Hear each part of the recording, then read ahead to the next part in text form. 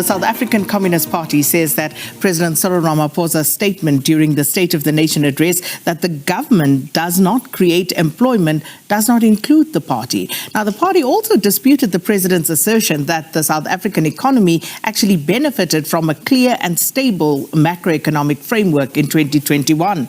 The SACP says that it was in the third quarter of 2021, as you will remember, when unemployment rose to its highest levels since 1994. Now, the SACP says that millions of unemployed South Africans actually reflect the failure of the macroeconomic framework and its continuing legacy that was adopted since 1996. SACP Media and Communication Central Committee member Dr. Alex Mashilo joins us now for further discussion. Dr. Mashilo, thanks so much for your time. Welcome to Morning Live.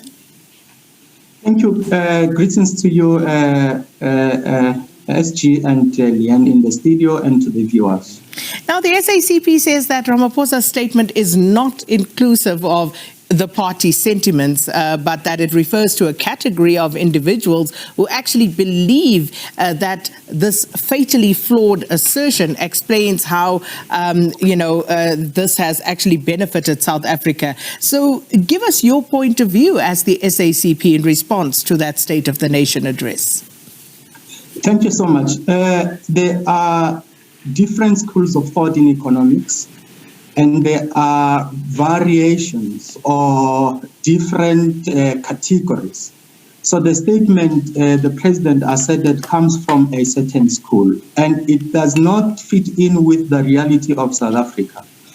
In this country, when the economy was not doing well, back under apartheid, when black people were oppressed, it was the state that created ISCO, if you will remember. One of the largest steel producers in this country that was later privatized, and it is now owned by ArcelorMittal.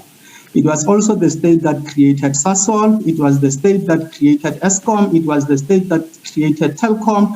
It was the state that created Transnet. It was the state that created Spoornet.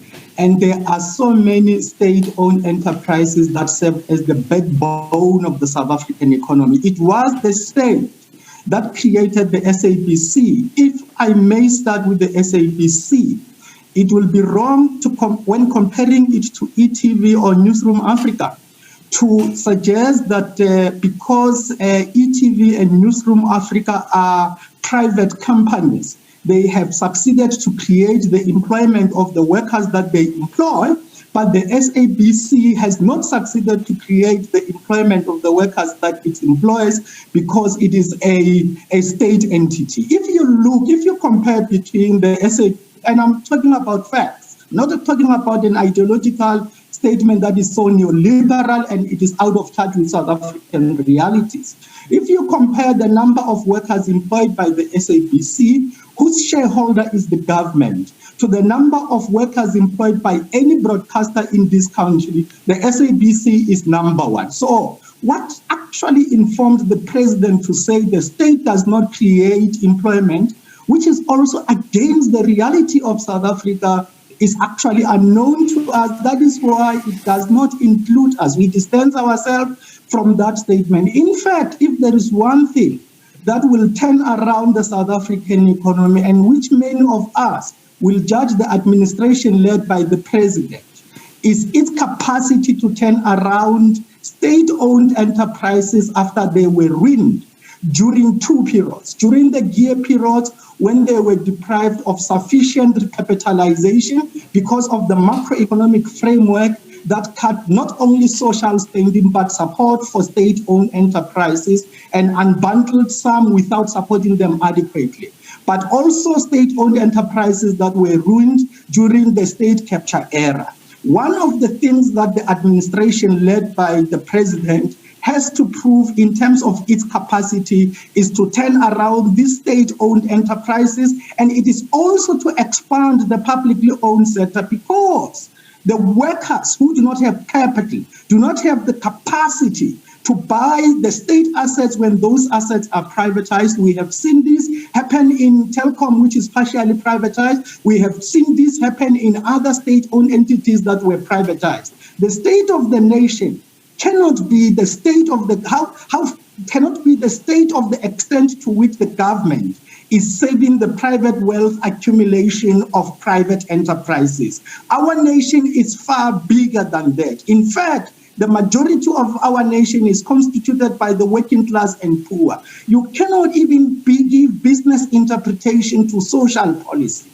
That will be problematic, and it has been problematic. Social policy is legitimate, and its legitimacy does not depend on the extent to which one individual may save these resources or that resources in order to form part of the business class. We do need a caring social policy that looks after South Africans, and as things stand right now, we have 12.5 million South Africans who are unemployed. The state has to respond to that through both economic and social policy. And we say this recognizing that private business has extensive ownership in the economy of South Africa, and indeed it does create employment, but that does not mean the state does not create employment. If you look at many businesses, they will close tonight. If the state were to withdraw the tenders, the contracts, and the licenses it has given to those businesses, that is state-created employment. Dr. Mashilo, you talk about the high levels of unemployment, and the reality is the state was unable to reduce those numbers before the pandemic hit. And now those numbers have hit record highs if you look at the third quarter of last year. How is the state going to be able to reduce those numbers? What is wrong with the assertion that the state needs to create a conducive environment that would then enable business to create more jobs? Sakina, you are making amendments. You are editing the speech of the president. I'm asking, what is wrong with that assertion? The president said in this country, the state does not create employment. Indeed, instead, it is the private sector that creates employment. He forgot actually to say, in the second quarter of 2020, when we switched to level 5 of lockdown, the private sector retrenched 2.2 million workers. He forgot to say, on the one hand, the private sector creates employment, and on the other hand, in pursuit of its profitability and profit maximization, it is the private sector that retrenches more workers than any other sector in this economy. So there is nothing wrong with saying that the state should create a conducive environment for those who want to invest in the economy to invest. What is wrong is to say that the state must not participate in the economy because the state does not create employment. Why do we know that this is a highly unequal country?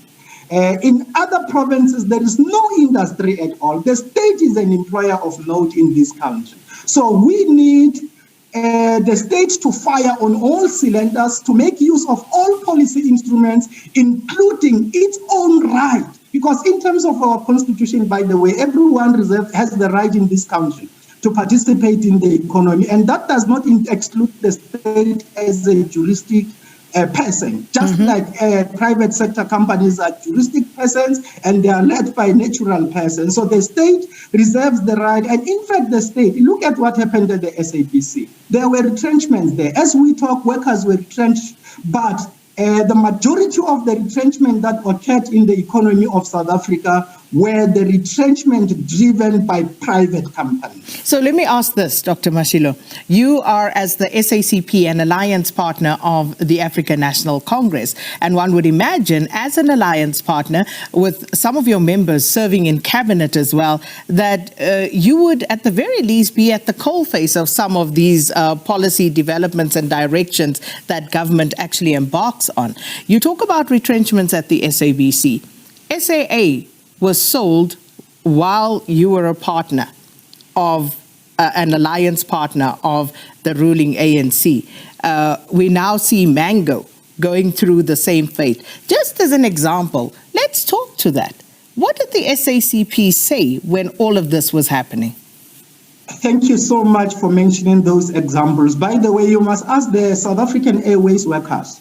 There is no other political party that defended them than the SABC. You can ask everybody in the alliance, they will tell you that the SACP was the leading voice. In fact, if it was not of the work that the SACP did, SAA would have been long gone in its entirety. So we fought a battle, and to the extent we lost, the majority of the stake was set aside for a private consortium. But those workers know that the single political party that was with them throughout, and which they consulted quite consistently, to a point where we defended the SAA being sold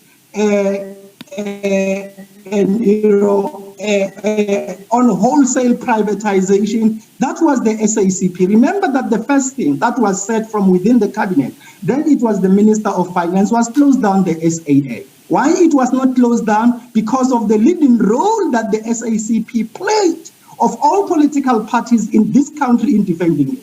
At the SABC, I'm sure you are aware, and you gave us coverage, we were there in support of SABC workers against those retrenchment. We are not in charge of power. If we were in charge of power, we will be talking about a different approach altogether. We are in an alliance, and this alliance is an alliance of independent formation, and we are in a society where the balance of class forces tilted in a particular way. That is why we are raising this voice, and that is why we said as the SACP, the key task going forward is to build a widest possible working class unity under a popular left front, because we can talk and achieve this and that partially, and the direction of things might not change completely. At the end of the day, for the direction of things to change in favor of the working class, we need to succeed in building this popular left front, which is an expression of widest possible working class unity to realize a better progress that the workers would like to see.